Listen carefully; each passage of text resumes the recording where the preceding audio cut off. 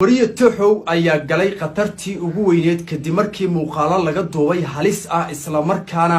ay nimanay afduubteen oo ay muuqaaladaasi u soo direen familkiisa iyagoo oo weydiisanaya lacag aad u fara badan waxaana rabaa inaan kula wadaago muuqaaladii halista ah oo ay ka soo duubeen nimankaasi afduubtay Tuxow balse intii aanan u gudagelin like sar muuqaalkan siina share galay si uu uga badbaado qatartan isla markaana looga hortago Tuxow nimankii afduubtay lambarkaagan imika waa tix raacaya sirdoonka Soomaaliya oo direena insha Allah biidnillah alkariim alla meesha joogto lagu soo kaawayaa haddaba Tuxow ayaa maalmo ka hor intii aan la afduubanin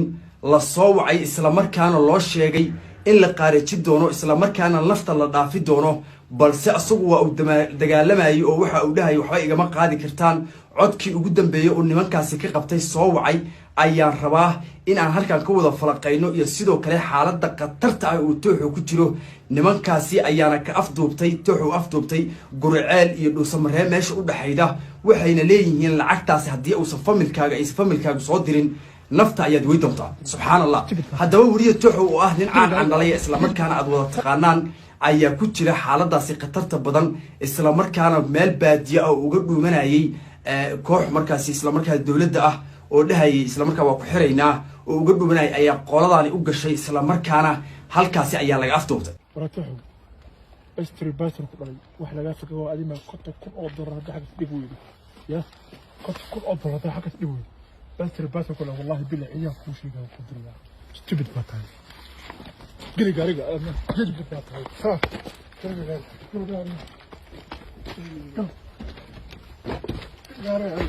inta badan Tuxow nimanka afduubtay waxa loo malaynayaa muuqaalkan iyo codkan sirta ah ee kula wadaagi doonaan nimankaasi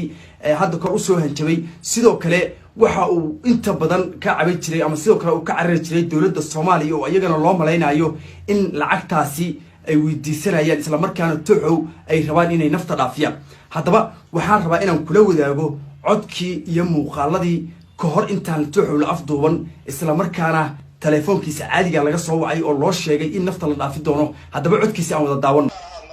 waaye murtad gaar ah ima waaye marka waaye sukaayeen waxaan kale la leedahay waxaan macdan shiinanahay hadii maskaxda lagaaga shubo sidaas oo kale murtad alla ilaahay maxamed badan ka xisbi ma hadaan baaruud afka kaaga shubin oo wax badan guraaya aan kugu garaac ama sams adoo hadalka ku adkayso hadalka tiri lambarkaagan imika waa tix raacaya sirdoonka Soomaaliya oo direena insha Allah biidnillah alkariim alla meesha joogto lagu soo kaawayaa idanka ilaahay saasan loo ballan ilaahay orodku agmar ilaahayna ma taqaanidii rasuulkiisa iyo weeygu dhalay adoo ku adkayso hadalkaas idanka ilaahay warkaan tiriyaan oo dhan insha Allah si kastaba ha ahaatee ninkaasi wuxuu ahaa wariye Tuxow aad daawateen isla markaana ay u hanjabayeen nimanka qawaarijta ah isla markaana ay sheegayeen inay nafta dhaafi doonaan maskaxdana ay jabi doonaan balse